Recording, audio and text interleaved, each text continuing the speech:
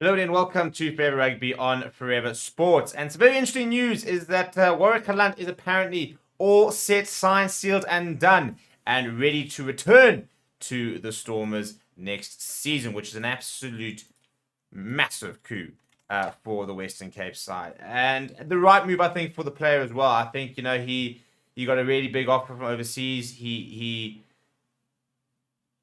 was quite upset about leaving. I think he had quite an honest conversation with the Stormers, basically saying, if you could pay me what they were going to pay me, I'd stay. That he wanted to stay, but just couldn't turn on that sort of money, and ended up going to Racing, and it's just been an absolute disaster season for him, and he's going to miss the World Cup probably as a result.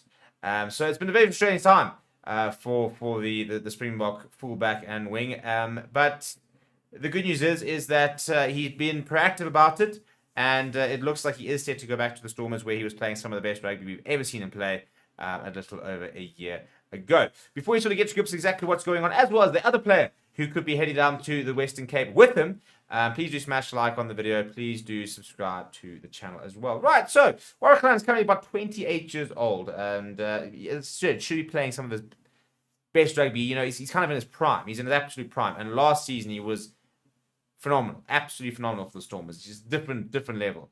And you think about the fact that he's 28 years old.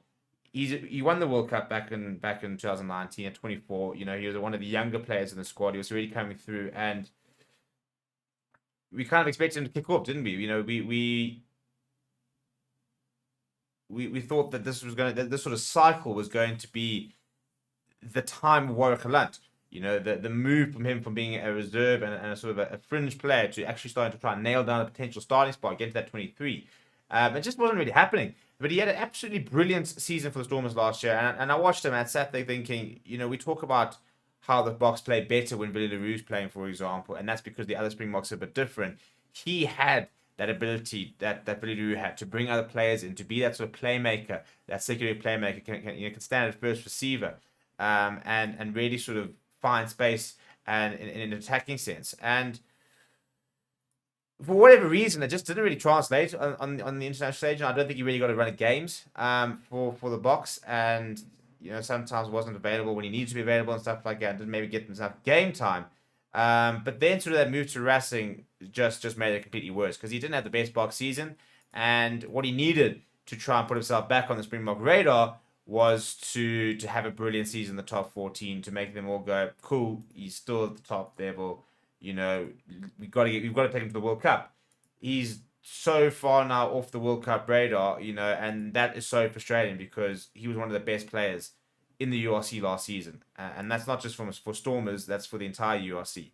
And it just didn't work for him in France. Just didn't get the game time, couldn't really nail down a spot. And it's frustrating, because he is such a fun player to watch. He's a brilliant player to watch. He's got, people talk about X factor, and that sort of that word is often thrown around quite loosely. He does have that genuine X factor. He's got that ability to create something out of nothing. And last year he was just, his kicking game had come leaps and bounds. I think his counter-attacking game, which was always good, was really good. I thought his positioning had gotten a lot better. So yeah, it didn't work for him in France, and he has confirmed that he has left, but nothing has been announced yet where he's going. But apparently it's all signed, sealed, and done. He's put pen to paper, and he will be back at the Stormers next season. But he will not be coming alone. And that is because Ben Loader is expected to sign for the Stormers as well. And which is quite frustrating, given the fact that apparently they're also looking at Edwin van der Merwe. You think, how many outside backs do they need? But the 24-year-old current London Irish winger is obviously out of the club, with the fact that London Irish will not be playing in the Premiership next season. And as a result, it looks like the Stormers looking to try to bring him in.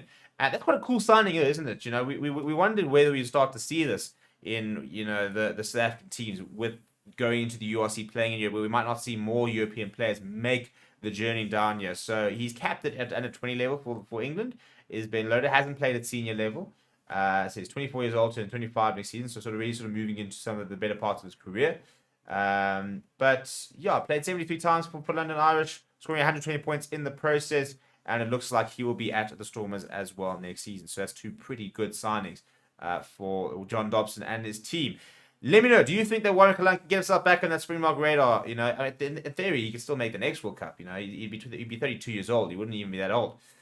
So, you know, is this the move he needs to come back here to start reestablishing himself, you know, within the South African scene and try and get himself back into that Springbok setup? Let me know. Do you think it'll work? Down in the comments below. Smash like on the video. Subscribe to the channel as well. Thank you very much for watching. My name is Steven. I'll chat to you soon.